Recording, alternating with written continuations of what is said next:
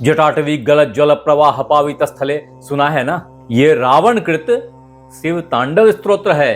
वास्तव में शिव के तांडव से पूरी दुनिया त्रस्त रहती है। कारण इसी तांडव से सृष्टि का सृजन और संहार हो जाता है। इसीलिए हमने तुला राशि के पंचम भाव और शतभिषा नक्षत्र में 6 महीने राहु का तांडव इस एपिसोड का टाइटल दिया है। नमस्कार दोस्तों, मैं आचार्य देवेश कुमार ठाकुर आपको आपके अपने चैनल एस्ट्रोलॉजी स्टार्ट्स में फिर से एक बार स्वागत करता हूं। वास्तव में लिब्रा ज़ोडिएक साइन वालों, राहु का तांडव आपके लिए जबरदस्त लाभदायक है। चीजें डाउन साइड अप हो जाएंगी। इसके लिए 6 महीना का वक्त आपको दिया जा रहा है। मैंने नहीं दिया, राहुदेव ने दिया है आपको। कारण 6 महीने ये अभी से शतभिषा नक्षत्र में रहेंगे। एक चरण ऑलरेडी बीत गया जो कि चतुर्थ चरण था, जिसका नवमांश मीन राशि में था। और वो जो पीरियड था वो वास्तव में एक कंफ्यूजन का पीरियड था तुला राशि वालों के लिए। कारण राहुदेव आपके पंचम भाव में विराजमान है। पंचम भाव विद्या, बुद्धि, ज्ञान, पूर्व जन्म के पुण्य, इन सब चीजों का है। और धन का है, प्यार मोहब्बत का है, संतान का है। ऐसे में आप कंफ्यूजन में थे, भ्रम में थे फंसे हुए। हाँ, ये पैसा तो आ जाएगा, अरे ये तो मेरा पुण्य ही है, ये तो मुझे प्राप्त होना ही चाहिए। लेकिन हुआ नहीं दोस्त। कारण जो मीन राशि है वो जल तत्व की राशि है और वहां पे राहुदेव इतने प्रबल नहीं थे जितना अभी खुद के नक्षत्र में शतभिषा नक्षत्र के चतुर्थ चरण को क्लोज करके अब तृतीय चरण में विराजमान हो गए हैं। वास्तव में इसको ऐसे समझिए कि सारे ग्रह ऐसे चलते हैं और राहुदेव और केतुदेव ऐसे चलते हैं, उल्टे चलते हैं, ये वक्री रहते हैं, ये हमेशा ही वक्री रहते हैं क्योंकि इनकी चाल सूर्य चंद्र के अगेंस्ट होती है। अब ऐसी हालत में जब ये यहां से निकल के और आपके पंचम भाव में विराजमान हुए थे, क्योंकि ये पूरा जो कोण है ना, ये 30 डिग्री का कोण है। और ऐसे में राहुदेव जब इसमें पदार्पण किए थे तो शतभिषा नक्षत्र के चतुर्थ चरण से क्रॉस कर रहे थे और अभी 25 जनवरी से 29 मार्च के लिए ये शतभिषा नक्षत्र के तृतीय चरण में आ गए हैं, यानी यहां आ गए। एक तरीके से ये बिल्कुल मिड ऑफ द राशि है। और ऐसे में ये जो चरण है ये कुंभ राशि के नवमांश की चरण है। ऐसी हालत में राहुदेव प्रचंड बली हो जाते हैं आपके लिए। तुला राशि वालों, कुंभ राशि पंचम भाव है, अति शुभ राशि है। इसके ऑनर, इसके लॉर्ड शनिदेव हैं जो राहुदेव के मित्र हैं। मिला जुला करके ये जो तीसरा चरण है शतभिषा नक्षत्र का, तुला राशि वालों के लिए अमृत वर्षा करेगा। पुण्य की प्राप्ति होगी, धन की प्राप्ति होगी। वो मित्र बंधु जो प्यार मोहब्बत के लिए परेशान थे, शादी नहीं हो रही थी, उनके लिए शादी का शुभ योग आ गया है। और अभी तक जो आपकी सोच एकांतवास, वैराग्य, इन सब चीजों के प्रति थोड़ी सी झुक रही थी, वो चीजें अब परिवर्तित हो जाएंगी टुवर्ड्स साइंस, टेक्नोलॉजी, नेटवर्किंग। इन सब से कितना धन, किस तरह के संबंध क्रिएट किए जा सकते हैं, किस तरह की कनेक्शन बिठाई जा सकती है, कैसे आप लाभ, धन, आनंद, प्यार मोहब्बत, खुशियां प्राप्त करेंगे।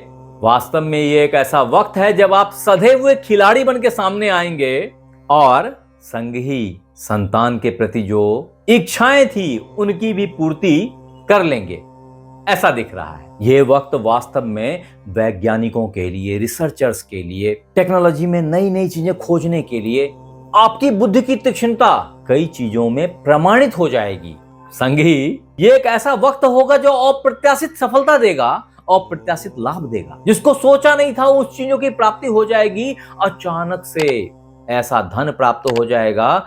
ऐसे में वो मित्र बंधु जो शेयर मार्केट से कमाई के लिए परेशान थे, बार बार मुझे मैसेज करते थे कि यार मैं शेयर मार्केट से धन प्राप्त करूंगा कि नहीं गुरुजी, जरा बता दीजिए। यस, ये टाइम आ गया जो आपके लिए है दोस्त। अभी आप चाहें तो आप शेयर मार्केट से अच्छी मुनाफा प्राप्त कर सकते हैं। फिर याद रखेंगे, शेयर मार्केट की ट्रेडिंग बिना लर्निंग के सही नहीं होती, बहुत बड़ा नुकसान होता है।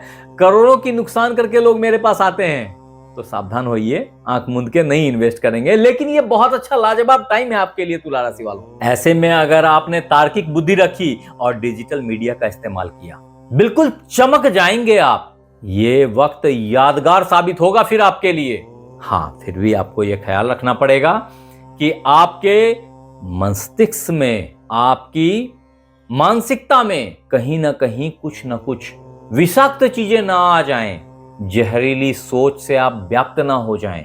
इसका ख्याल जरूर रखेंगे, क्योंकि अल्टीमेटली ये राहु है और यहां बैठा हुआ आपको खुराफाती बुद्धि देता है, और ऐसी खुराफाती बुद्धि आपको चांद तक पहुंचा सकती है। लेकिन अगर गलत पड़ गया ना, तो परिणाम आपको पता ही है। आगे बढ़ते हैं दोस्त। तत्पश्चात 29 मार्च से 31 मई, यानी कि फिर से 2 महीना, पूरा का पूरा अप्रैल और पूरा का पूरा मई, ये फेज ऐसा है जब राहु देव यहां से एक लाइन मान लें, यहां पे ये तृतीय चरण से निकल के द्वितीय चरण में आ जाएंगे।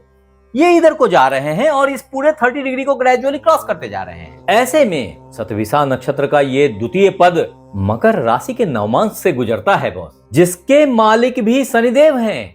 आपके नॉलेज के लिए बताऊं कि आपके छठे भाव में शनिदेव का संचरण इस समय हो रहा है, जो जॉब के प्रति बड़े सेंसिटिव हैं। यहां बैठे हुए राहु देव अब उसी एंगल से देखना शुरू करेंगे। अल्टीमेटली आपकी सोच में कहीं ना कहीं कर्म, जॉब फोकस्ड हो जाएगा। आपकी डेली लाइफ स्टाइल थोड़ी सी छिड़ने लगेगी, संग ही आपकी रिस्पॉन्सिबिलिटी बेयरिंग कैपेसिटी बढ़ जाएगी। जिम्मेदारियों को उठाने के लिए आप आगे बढ़ के पहल करेंगे और जमाना इसकी वैल्यू करेगा, जमाना इसकी कद्र करेगा। परिणाम आपके अप्राइजल्स संभव है। वास्तव में ऐसी स्थिति में शनि के प्रभाव से संघर्ष बढ़ जाएगा। आपको प्रचुर मेहनत करने की जरूरत होगी और संग ही पंचम भाव में बैठे हुए राहु क्षमता को इनहैंस कर देंगे। परिणाम आप सफलता को पाने के लिए शॉर्टकट्स अपनाने लगेंगे, संग ही पॉलिटिक्स करने लगेंगे। अल्टीमेटली येन केन प्रकार सफलता आपको प्राप्त होगी, जिसकी चाह और जिसकी राह अब आपने पकड़ ली है। फिर भी इस फेज में आपको 2 चीजों का ख्याल स्पेशली रखना पड़ेगा। एक है आपको आपके संतान का, और दूसरा है आपके अंदर पनप रही गलत सोच का। इसके अलावा एक और पक्ष भी है जो स्वास्थ्य का है, जहां पे आपको आपके पेट का, आपके घुटनों का और आपके स्किन का, इन 3 चीजों का ख्याल रखना बड़ा ही अनिवार्य होगा। तभी राहु देव 31 मई से 2 अगस्त 2026 के दरमियान यहां शतभिषा नक्षत्र के आखिरी पहले चरण से संचरण करना शुरू कर देंगे। ऐसे में बिल्कुल किनारे पहुंच जाएंगे वो, एक तरीके से मान के चलिए। फिर भी आपको 2 महीने का टाइम मिलेगा। ये पूरा का पूरा जून और पूरा का पूरा जुलाई है। इन 2 महीनों में आपकी अभिरुचि धर्म के मामले में बढ़ जाती है।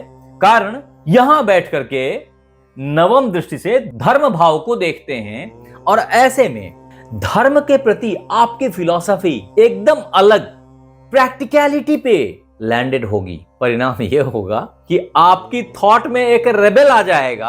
आप पारंपरिक ज्ञान को चुनौती देंगे, चैलेंज करेंगे कि ऐसा नहीं होता है। इस स्थिति में आपको कोई ऐसा लीडर भी मिल जाए, कोई ऐसा गुरु मिल जाए जो कि रेबेल हो, जो कि विद्रोही हो, आपको काफी आकर्षित करेगा। फिर भी यहां बैठे राहु देव अचानक से ढेर सारा लाभ, जिसमें कि धन लाभ भी है, प्रेम का लाभ भी है, ये सब कुछ आपको दिलाएगा।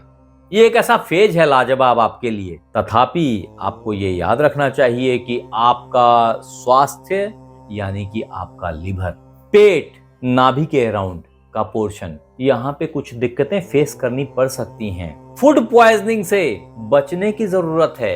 ये बहुत कॉमन चीज है जो इस दरमियान हो सकता है, इससे सावधान रहें। ऐसे में दोस्त, अगर वास्तव में ये प्रॉब्लम्स आपके थोड़े बढ़ जाते हैं, कभी लगता है कि किसी ज्योतिषी सहायता की जरूरत है, तो आपने किसी से भी मिलने की जरूरत नहीं। आपको बस इतना करना है कि सतंजा, 7 अनाज पक्षियों को डालना शुरू कर दीजिए। आपके लिए दूसरा इंपॉर्टेंट सलाह है कि आपने मछलियों को आटे की गोलियां बना के खिलानी है। ऐसा करने से भी राहु के कष्ट अपने आप ही सबसाइड कर जाएंगे। आपके लिए एक इंपॉर्टेंट मंत्र है, वो है ओम रांग राहुवे नमः। इसका नित्य 108 बार पाठ करना किसी भी शनिवार संध्या काल से काफी प्रभावी होता है और राहु के कष्टों का शमन करता है। आप हमें जरूर बताएं कि ये एपिसोड आपको कैसा लगा, और अगर अच्छा लगा तो इसे लाइक करें, सब्सक्राइब करें, शेयर करें, बेल बटन को दबा के रखें। अगर आप ये वीडियो फेसबुक पे देख रहे हैं तो फॉलो कर लें। आप हमारे साथ बने रहे, इसके लिए बहुत बहुत धन्यवाद। आपसे फिर मिलते हैं अगले एपिसोड में। तब तक अपना ख्याल रखें। धन्यवाद।